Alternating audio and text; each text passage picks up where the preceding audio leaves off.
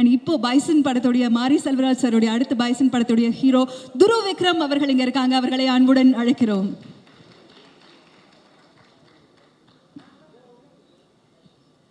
அனைவருக்கும் வணக்கம். இங்கே வந்திருக்கக்கூடிய இயக்குனர்கள், media, friends, big hello.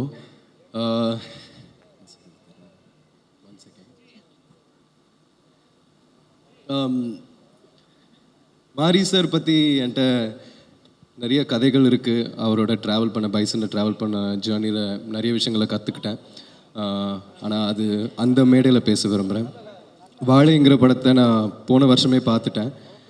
And பார்த்ததுக்கப்புறம் மாரி சார் சொல்லியிருந்தார், இது அவரோட வாழ்க்கையில் நடந்த ஒரு விஷயம்னு.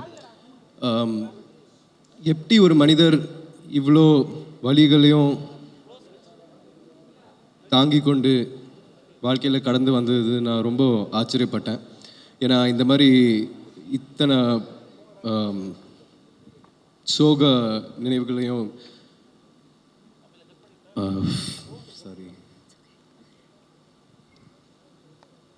அதாவது அந்த மாதிரி விஷயத்த ஒரு படமாக இருக்கிறது வந்து ஒரு அசாத்தியமான விஷயம்.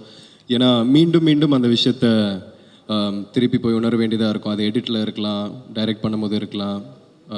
ஸோ அது ஒரு மிக கஷ்டமான விஷயம். அது பயங்கரமாக வளைச்சிருக்கும் சாருக்கு. ஸோ ஆனால் இருந்தாலும்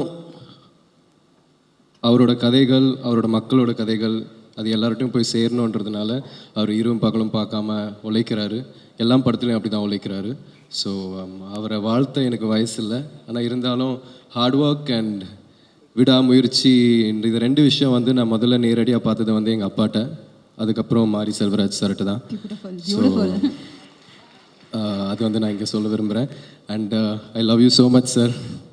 தேங்க்யூ, நன்றி, தேங்க்யூ. ஐ திங்க் நீங்கள் பேசும்பொழுது ஒரு பெரிய இம்பேக்ட் இருக்குன்னு நினைக்கிறேன். அவரோட ஒர்க் பண்ண எக்ஸ்பீரியன்ஸில் ஏதோ ஒன்று உள்ளே ஓடிக்கிட்டே இருக்குது. லாட் ஆஃப் எமோஷன்ஸ் அது கன்வே ஆகிற மாதிரி ஒரு ஃபீல். உங்களுக்கு என்ன தோணுச்சு இந்த வாழை ட்ரெய்லர் பார்க்கும்போது? வாழை பற்றி நீங்கள் படம் பார்த்து, அதாவது ட்ரெய்லர் பார்க்கும்போது இந்த மாதிரி ஒரு சின்ன கிராமத்துலேருந்து வந்து ஒரு வாழைத்தோப்பில் வேலை பார்க்குற ஒரு பையனாக இருந்துட்டு இவ்வளோ கனவுங்களை சுமந்து அதுக்கப்புறம் சென்னை வந்து கஷ்டப்பட்டு ஜெயிச்சு இங்கே வந்து உட்காந்துருக்கிறாருன்னா அதுக்கு மெயின் காரணம் வந்து அவரோட உழைப்பு தான், அவரோட தன்னம்பிக்கை தான், விடாமுயற்சி தான். ஸோ அவர்கிட்ட நான் நிறைய விஷயம் கற்றுருக்கேன். நான் அவர்கிட்ட நிறைய வாட்டி சொல்லியிருக்கேன், அவர் எனக்கு ஒரு அப்பா மாதிரி, ஒரு அண்ணன் மாதிரி, ஒரு குரு மாதிரின்ட்டு.